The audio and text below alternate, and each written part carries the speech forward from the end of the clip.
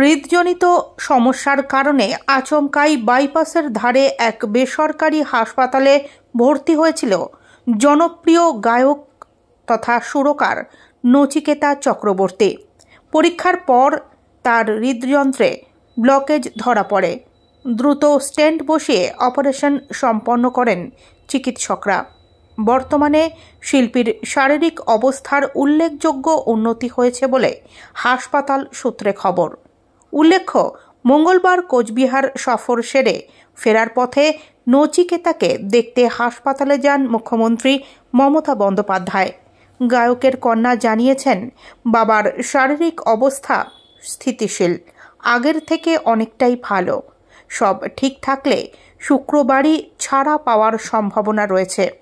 শীতের মরশুমে বিভিন্ন অনুষ্ঠানের ব্যস্ততা সামলাতে না পেরে নচিকেতার শারীরিক চাপে সমস্যা বাড়ছিল। বুকে ব্যথা তীব্র হওয়ায় তাকে দ্রুত হাসপাতালে নিয়ে যাওয়া হয়।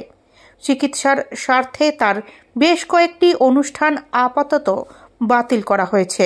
শুক্রবার দুপুর 12টা নাগাদ হাসপাতাল সূত্রে জানা গিয়েছে, বাড়িতে গিয়েও কড়া নজরদারিতে থাকতে হবে তাকে।